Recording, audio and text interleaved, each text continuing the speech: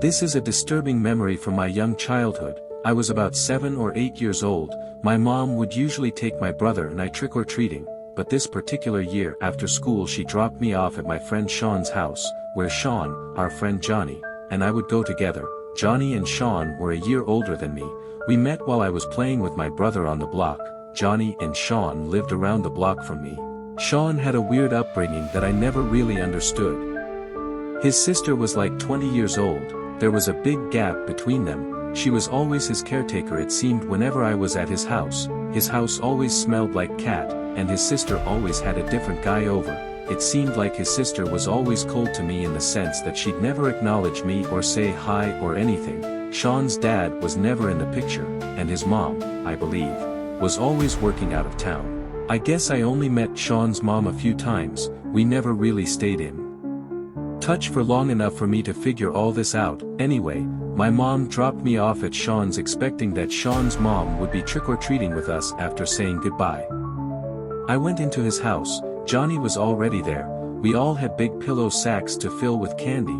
This was around the time that I learned that neither Sean's mom nor sister were coming with us to supervise. I was young, so I sort of felt slightly uncomfortable knowing that Johnny and Sean would be leading the way, but at the same time I felt a sense of excitement that we'd have more freedom. I knew for a fact my mom would not have approved of us going unsupervised though. So eventually we were off into the neighborhood, walking around doing our rounds door to door.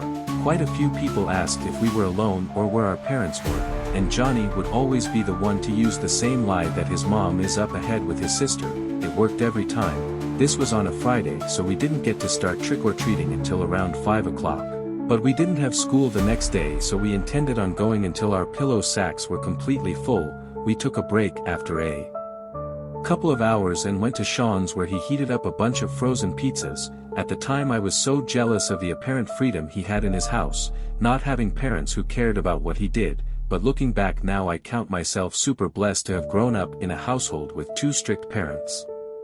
After we hung out at his house for an hour and watched Halloween specials on Nickelodeon while eating pizza and candies, Johnny eventually was picked up by his mom, but Sean and I wanted to keep going, so we eventually headed back out for round 2. It was dark out now and it had to be past 8 p.m. There were a lot less trick-or-treaters now. We tried to go to certain blocks we hadn't gone down yet, which meant straying further away from Sean's house. We found a block we hadn't touched yet and continued knocking on doors. Some houses didn't answer at this hour and mostly everyone else had a comment about us being alone or how it's getting late. We noticed a man pushing a stroller a couple houses down behind us. He was walking very slowly in our direction, probably a dad trick-or-treating for his young child. As we continued going door to door, the man with the stroller got closer. Eventually we heard him going SH and singing softly. Eventually he caught up to us and he said, "How's the trick-or-treating going, boys?" And we replied, "Good," at the same time. And then he said, "It's pretty late, I'm on my way back to my house, I can give you guys the rest of my candy." Sean and I looked at each other with telling faces as if we just hit the jackpot. Sean asked, "What kind of candies?" And he said, "A bunch of bags of different things." He said he didn't get to give much away because he wanted to take his daughter out for a trick-or-treat stroll. He did have a bag dangling on one of the handles of the stroller which was filled with some candies. The stroller was fully covered by a folding piece on the top so we couldn't see his daughter. He said she's asleep and he didn't want to wake her up, but he pointed ahead and said his house is just up this way, so we followed behind him as he pushed the stroller. He was walking a little faster now. As we walked I realized there was next to no one else out at this point. Even though it was a Friday night, it seemed like a quieter side of the neighborhood. The man talked to us as we walked, asking us questions. What part of the neighborhood we were from, where we went to school. Basic stuff. I let Sean answer most of the questions. Him being even just a year older than me at that age, I felt like he was the one who should take lead. On multiple occasions as we walked, the man would lean into the stroller and talk in a high pitch to his daughter, then he turned back and smiled at us. We finally made it to his house. He led us up the walkway with the stroller and unlocked his door. After he opened it, he brought the stroller with his daughter inside first and then invited us to come inside. Sean led the way, so I followed. I was the one to ask if we could leave the door open, and the man paused and then said, "Yeah, of course." He said he'll be right back as he goes to get the candy bags. He pushed the stroller into the middle of the living room, only about 10 feet away from where We were standing. I nudged Sean because I felt uncomfortable. I whispered, "Why would he leave the candy so far away?" Sean didn't respond. Instead he turned toward the living room and then walked up to the stroller. He lifted up the folding part that was covering the baby and he looked disturbed. He hurried back to me whispering, "Let's go." He was full on running once we got outside and I followed behind, which was a bit tougher because we had those heavy pillow sacks. I still was confused about what he saw, but just then we heard a woman's voice. "Excuse me." It was one of his neighbors. She came running over to us and asked if we knew that man, and it was at this point that Sean spilled the beans and said he offered us his leftover candy, but he was pushing a stroller with a fake baby in it. I remember getting goosebumps as he said that. The woman said, "Yeah, that man doesn't have a child. I saw you walking by with him." She took us to her car and drove each of us home. I know getting into a stranger's car after that was another questionable move. The woman came to my front door to talk to my mom about what we just told her. My mom was distraught after I told her every last detail about the night. She sent me to my room while my parents called the police on that man. My parents never told me anything about what happened after that. I believe they wanted to shelter me from any more exposure to the situation. My mom didn't want me going over to Sean's house anymore, and I know she had quite a bit to say to Sean's mom. I did see Sean at school once in a while still, and we remained cordial, but our friendship was never the same after that night. It was Halloween night 2016. I was tasked by my parents to hand out candies to all the kids for the day. My mom bought 1,000,000 bags of candy that I knew we'd have left over for weeks, and I'd be the one regrettably munching on them for days if not weeks to come, as I was trying to lose weight. I always told my mom she went way overboard with the candies. The house was in a cul-de-sac on a dead end. We hardly got any trick-or-treaters usually. However, we did have some loyal kids who'd always come to our house knowing how much candy we'd give. Halloween was on a Monday this year. I was in college. I conveniently had Mondays and Wednesdays off this semester, so the first half of the day, I went to the gym and then worked on my assignments for class. It was always around 4 p.m. that the sound of kids outside would indicate that trick-or-treaters were out. The first time the doorbell rang was, I guess, somewhere between 4 p.m. and 5 p.m. The day went as you'd expect. There's nothing interesting about handing out candies all day to little kids and my dog Vito barking like crazy every time the doorbell rang. I'd say from the first trick-or-treater to 8 p.m., there were maybe 10 to 15 total. As I said, that cul-de-sac was out of the way for people to come. It was more effective for trick-or-treaters to pass it and just keep going straight. It being a Monday night, things quieted down much earlier than usual. I'd say I got enough homework done. I put a dent in my projects, and so I had some of my mom's leftover stew and went to my room to watch Game of Thrones. I was literally 2 episodes in when I heard the unexpected sound of the doorbell. Vito started barking again. I looked at the clock, and it had to be like 9:30. This was definitely beyond the cutoff time for trick-or-treaters. I went downstairs to the front door and opened it. On the other side of the glass storm door was a very tall man in a clown costume with a very scary-looking mask. I knew it was a man just based off the frame of the person. He was alone. He waved at me and then pointed at the brown sack he was holding. It looked basically empty. I didn't open the storm door. I just said through it, "Sorry, we don't have any more candy," and slammed the door shut. I locked it right away. I instantly regretted opening the door. I genuinely thought it was just some kid or an unfortunate mother or father who worked late and wanted to get some last-minute trick-or-treating in with their kids. Whoever I just saw on our stoop was not a kid. Hell, it didn't even look like a teenager. The frame of this person was massive, and the clown costume just made him look even bigger. Thankfully, I didn't grab the candy bag before opening the door, so he couldn't see that I was lying. I hovered by the door for a bit just to listen and see if I'd hear footsteps walking away, but not only did I not hear him walk away, he rang the doorbell again. Vito once again started going ballistic. Vito is a rat terrier.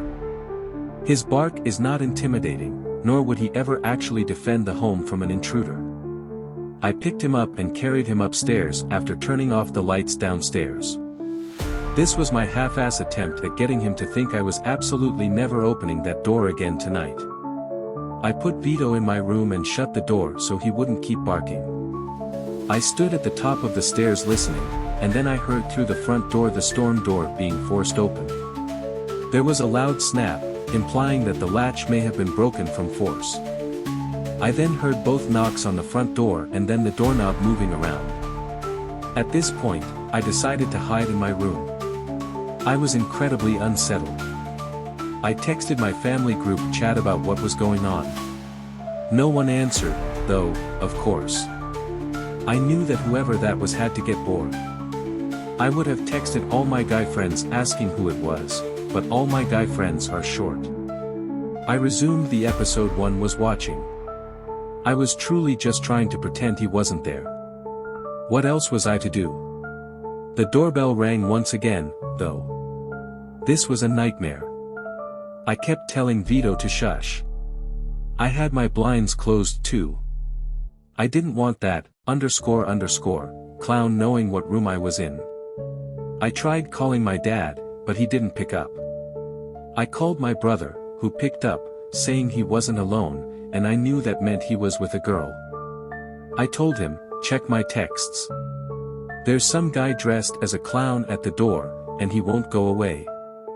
My brother said, it's a Halloween prank, and to just ignore it.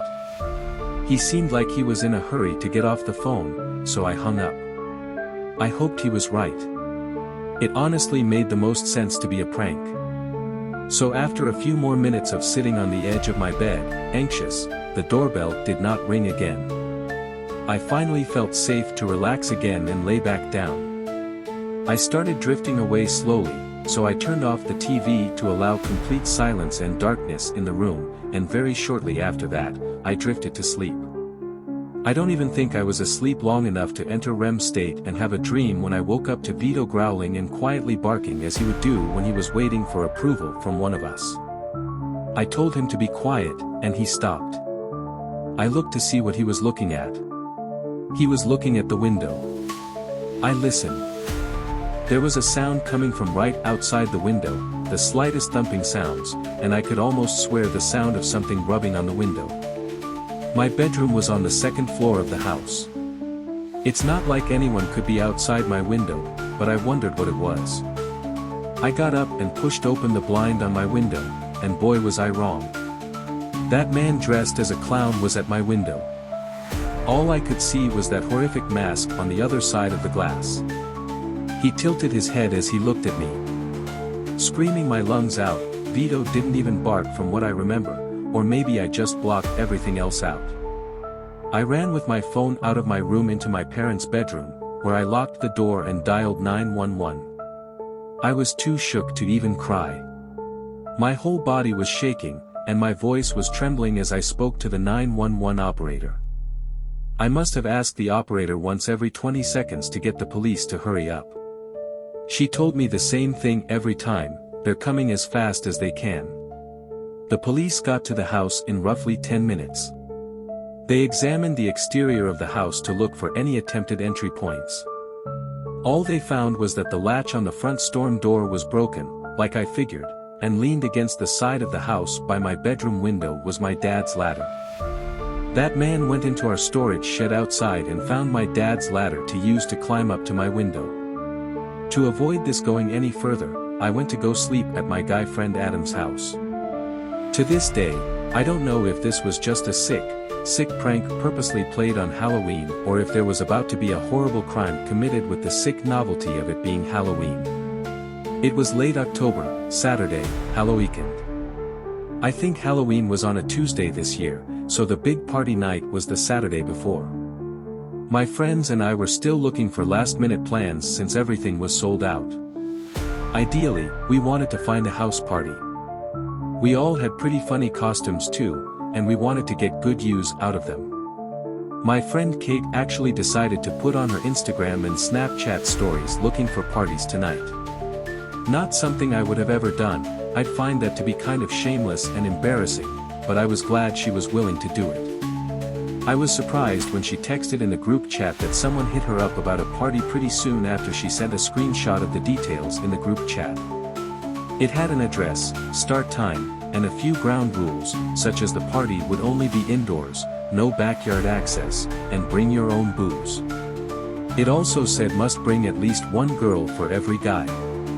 The guy who sent the details to Kate was one of our guy friends around our age who mutually knew a lot of the same people we did. Apparently, a number of people we knew were going to this party. The house address was one town over, super close, so between the four of us, we all went to Shauna's house, and she had the open crib.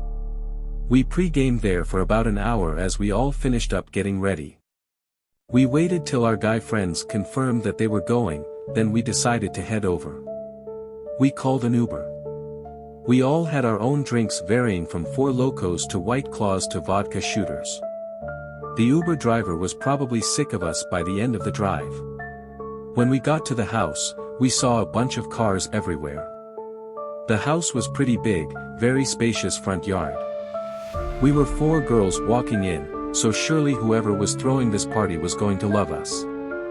We didn't hear any music until we got closer to the door, then we heard the beating of the bass.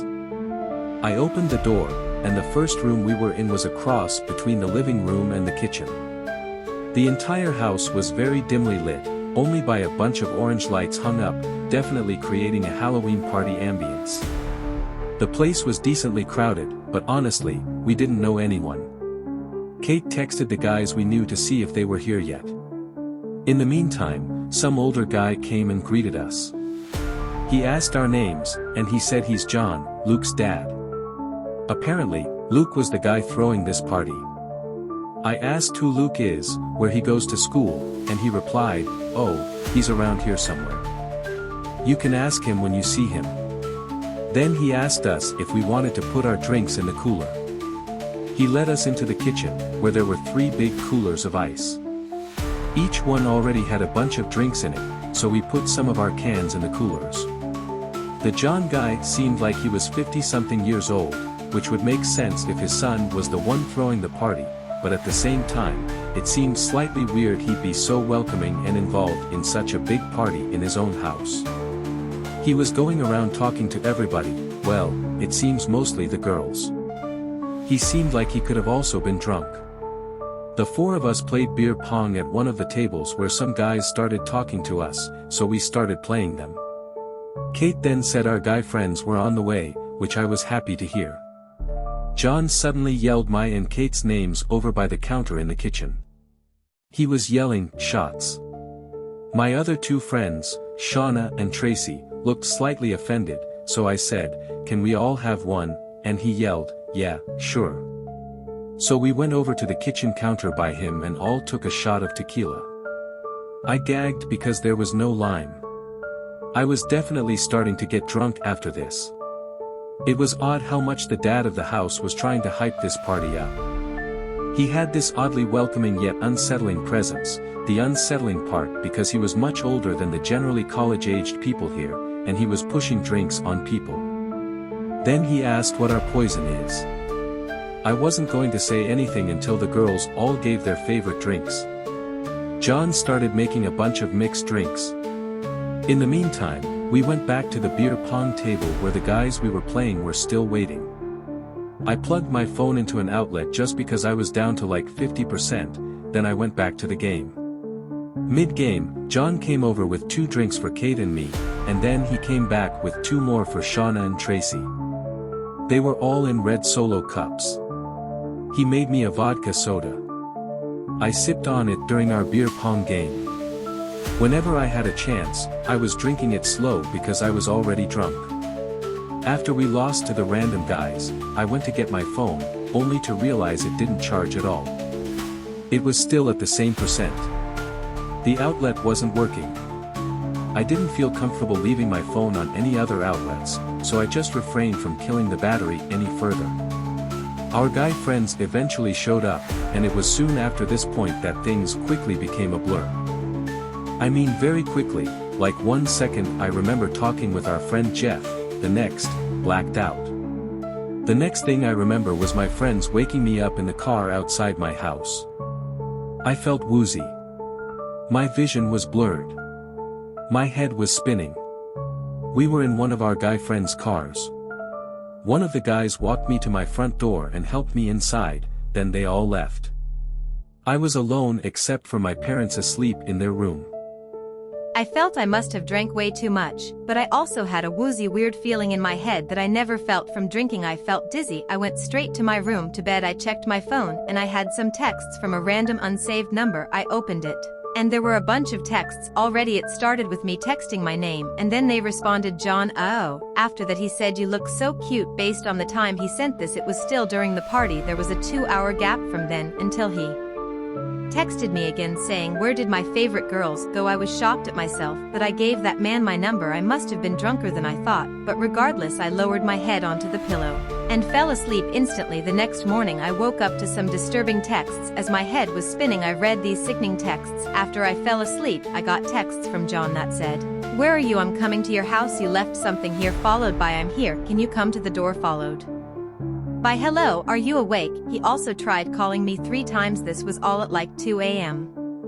I sent the screenshot to my friends and this was when they reminded me of what happened. John was all over me as I was increasingly becoming a zombie. My friends started getting concerned, so they pulled me away and we left the party. And just as we were leaving, 2 police cars showed up outside, presumably for a noise complaint, and as we left everyone took note of there being no furniture in the house. It was just a big empty space filled with people and beer pong tables. One of my guy friends looked up the number somehow and he told me it was a voice over IP number, which I didn't understand, so he just said it was a fake phone number that John texted me from. He also said that with my number he could easily find my address. I felt even more sick now. I asked if anyone ever met his alleged son and everyone said no. We were starting to think there was no son, and when Shauna suggested he might have roofied me it made so much sense. I'd never before felt the way I was feeling. We decided to take this to the police. We all went to the nearest police station and reported everything, including the texts. The cop at the front desk asked if this was in relation to the house party in the vacant house last night. We were at first confused by him saying vacant house, until he explained that there was a call from neighbors about a party going on in a house that had been vacant for some time. We all looked at each other with our mouths gaping. We were all brought into an office to sit down with, I guess, a detective to take down the whole story. He took the fake phone number and said they'll try to trace this back to somebody once they get a warrant. We gave the police everything we could and we went on our way. I blocked the fake number. I honestly felt sick over this. For a while as the days went on and nothing happened, I was confident it was over, but none of us ever heard from the police. We never heard of any arrests being made or anything. To think that man went out of his way to advertise a house party in a vacant house to have access to young women, ruined me, and possibly other girls, lied about having a son. All of this was clearly a very, very dangerous man. And the fact that we still haven't been called in to identify anybody scares me. To think he's still roaming free. This was a month ago. I'll update if things change, and I'm crossing my fingers that they do. I felt I must have drunk way too much, but I also had a woozy, weird feeling in my head that I never felt from drinking. I felt dizzy. I went straight to my room to bed. I checked my phone, and I had some texts from a random unsaved number. I opened it, and there were a bunch of texts already. It started with me texting my name, and then they responded, John. Oh. After that, he said, you look so cute. Based on the time he sent this, it was still during the party. There was a 2-hour gap from then until he texted me again, saying, where did my favorite girls go? I was shocked at myself that I gave that man my number. I must have been drunker than I thought, but regardless, I lowered my head onto the pillow and fell asleep instantly. The next morning, I woke up to some disturbing texts as my head was spinning. I read these sickening texts.